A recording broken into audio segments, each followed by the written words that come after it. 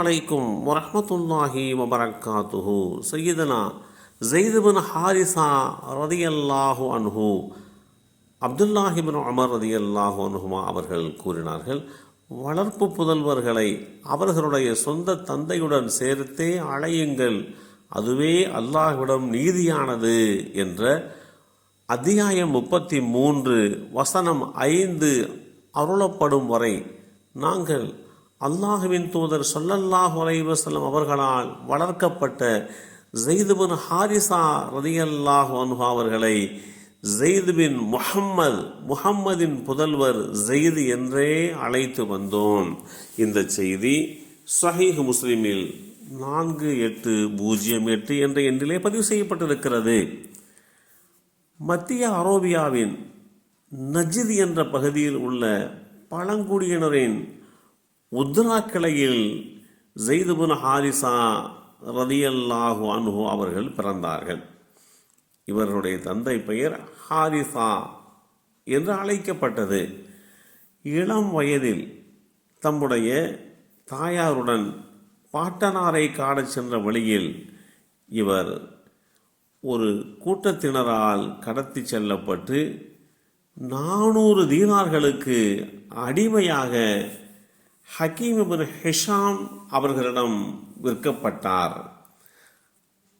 விற்கப்பட்ட நிலையிலே அல்லாஹுடைய தூதர் ஸல்லல்லாஹு அலைஹி வஸல்லம் அவர்களுக்கு ஸைத் பின் ஹாரிஸா அவர்கள் அர்ப்பணிக்கப்பட்டார்கள்.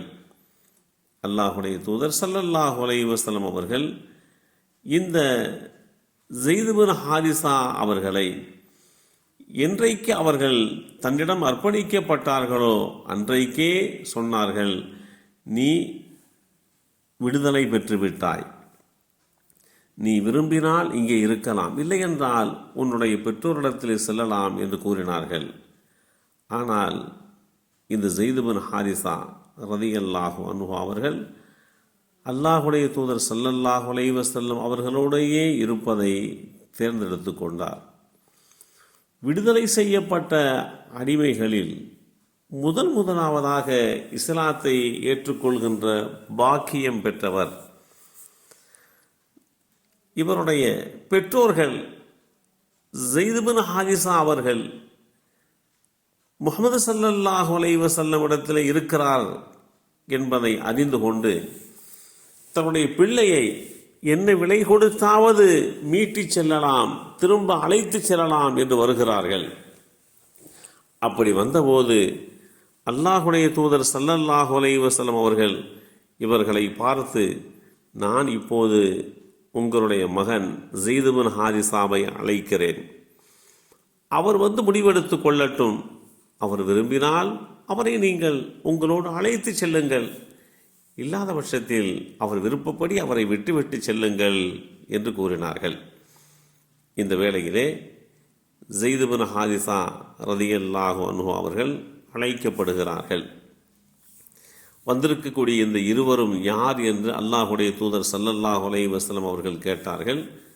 இவர் என்னுடைய தந்தை ஹாரிஸாவின் ஷுராஹில், அவரோடு வந்திருக்கக்கூடியவர் என் தந்தையுடைய உடன் பிறந்த சகோதரர் காபு.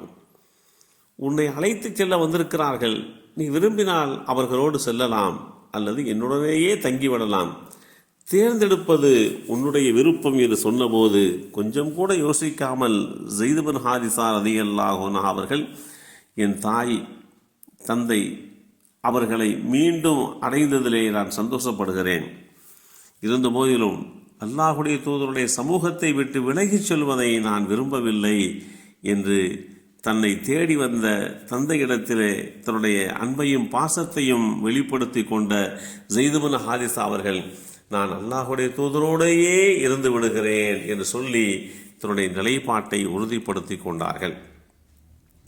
அல்லாஹுடைய தூதருடைய வளர்ப்பு மகன் என்று பெயர் பெற்றவர்கள். அதற்கு பின்பாக வேதமறை குர்ஆனுடைய வரிகள் வந்ததற்கு பின்பாக வளர்ப்பு மகன் என்றெல்லாம் இல்லை, அவருடைய தந்தையாரோடு சேர்த்துத்தான் அவர் அழைக்கப்பட வேண்டும். ஸைத் பின் ஹாரிஸா என்று தான் சொல்லப்பட வேண்டும், ஸைத் பின் முஹம்மது என்று சொல்லக்கூடாது என்று அல்லாஹுடைய உத்தரவை அடிப்படையாக வைத்து அவர்கள் அல்லாஹுடைய தூதர் ஸல்லல்லாஹு அலைஹி வஸல்லமுடைய அந்த அமர்வில் சமூகத்தில் இருந்தார்கள் என்பதைத்தான் இந்த இடத்திலே நாம் நினைவு கூற கடமைப்பட்டிருக்கிறோம். மூத்தா என்ற யுத்தம் நடைபெற்ற போது அந்த யுத்தத்திலே அவர்கள் ஷஹீதாக்கப்பட்டார்கள், வீரமரணம் அடைந்தார்கள் என்பதுதான் வரலாறு. எல்லாம் வல்ல அல்லாஹு தாலா பாலகராய் பெற்றோரை பிரிந்து அடிமையாய் வாழ்க்கையை துவங்கி தம்முடைய 55வது வயதிலே உயிரை இந்த மார்க்கத்திற்காக வேண்டி தியாகம் செய்துவிட்டு சொர்க்கத்தின் உயர்நிலையை ஸெய்த் பின் ஹாரிஸா அவர்கள் அடைந்தார்களே, அந்த வரலாற்று பின்னணியை புரிந்து கொள்கின்ற வாய்ப்பை அல்லாஹ் நமக்கும் நம் சந்ததிகளுக்கும் வழங்கி அருள் புரிவானாக. அஸ்ஸலாமு அலைக்கும் வரஹ்மத்துல்லாஹி வபரகாத்துஹு.